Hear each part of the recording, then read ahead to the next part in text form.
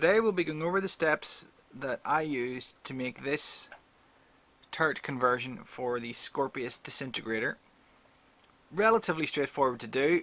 I haven't taken it to the complete perfection stage because perfection is the enemy of good enough, and we are good enough at this channel. So you can see that this means we can free up the guy who is inside the turret, so we can use him for that when we magnetize this for the Dune crawler as opposed to the disintegrator build configuration.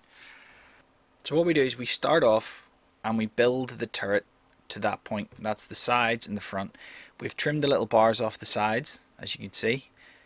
We've made a little roof for the turret out of an old rhino door, and the back plate, which you can see I'm about to put on there, is also made from an old rhino door. I had a couple sitting around excess, so why not? Glued the back plate in place to give it the rigidity we need, and then all we do is we take some green stuff and we stuff it into the gap we want to fill. So you push and squeeze, and there's no need to be accurate at this point. You're really eyelashes, you're really just trying to squeeze it in to give you a rough filling at this point.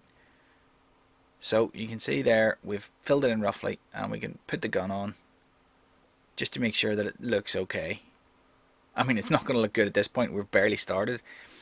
So we repeat the process for the other side, and then we use sculpting tools to help us push the green stuff around, push it into the nooks and crannies that we need filled. And again, just keep doing that. The tools are relatively cheap. I got mine off eBay for, I think it was about £8 with some green stuff included. It's slightly out of shot here and slightly out of focus, but you can sort of see what's going on. I'm pushing the green stuff around and squishing it into the gaps that I want filled. There's no subtlety at all involved at this stage. It is literally just push and squeeze, and then we can come back later and use it's like a bladed part of the tool and just get rid of the bits we don't want. But again, there's no real rush to do it at this stage because it's fairly easy to trim with a knife once it's set. It goes almost like a rubbery version of the plastic. It's like a very strange texture, but it's very easy to cut with a knife as long as you're careful and only try to gently slice it. So by putting the lid on, what we're doing is making sure that it will sit square and the gaps are filled in enough that we need. Now there's a big gap at the front of the lid, as you can see. That was going to be filled in with green stuff later. No big deal there. So we've come back to this, and this is after 24 hours of curing. And you can see that it's fairly strong, but we can scratch it with our tool and leave marks. This is about the way you want it when you're going to try trimming it down with a knife. So you need to take your craft knife, make sure it's sharp. Don't ever use a blunt knife. Blunt knife means you use more force. If you use more force, you slip. If you slip, the knife's still sharp enough to cut your finger.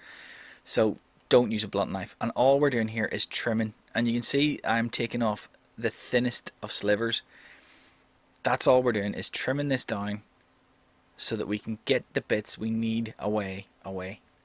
So I mean, this is the delicate part, and you can see the thickness of what I've trimmed.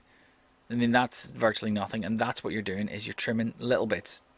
So you keep doing that until you're happy, and then you'll end up with something like this, which is still not perfect. You can see there's still the ring around the lid, and the back of the turret needs done, but it's good enough for what we're needing. Here's a close-up, so you can see there's still gaps to fill, and none of this has been filed down yet, so it still needs that last touch. I mean, you could use it like that if you're happy enough, but it's not a final version by any stretch.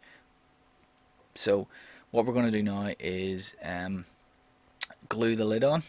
So we want to make sure we've got a nice flush edge for the lid to glue on. So you take a file and you just file it down. If you file them together like that, you'll hopefully get them at the right height and the right level. So you just keep doing that, and then you put your glue. I mean, I don't need to teach you to glue stuff, but I'm just showing you at this point that I glued the lid on to give it the strength for the next stage, which is basically filling in the rest of the gaps with green stuff. So that's the area around the front of the lid and the back of the lid and the side of the lid with our another piece of green stuff. So lid goes on, just keep pushing it in place and let the glue dry. And once it's done, it's fairly easy. So we take some more green stuff, and now we start filling in the new gaps we've made. So this is what I mean. It is an iterative process. I need to work on my camera framing. That's well out of shot. There we go, past me. So you can see what we're trying to do is squish the green stuff so that it makes a nice clean lines between the lid and the sidewall. So what we can take advantage of is that if we have like a bulge going out, if that'll focus, I think I'm trying to get it to focus. Yeah. So what we want is a slight bulge on the top and a slight bulge on the side, and it's so that way we can trim it back down again. We can file it down and get our edges nice and smooth. There's no point trying to make it smooth at this stage because inevitably you'll do it wrong. So you can see this is also very wet.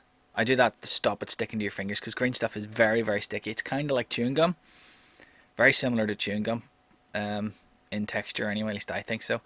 But if you keep your fingers smooth, or if you keep your fingers wet, you can smooth down the green stuff very easily. So as you can see, I've built up the back. I've green stuffed all around it, and it doesn't look half bad at this stage, but you can tell it does need finished off. You can see that there are some ugly bits on the side. The top's not smooth, the back's not smooth. So after 24 hours again, you can start smoothing it out. The easy thing to start with is a knife.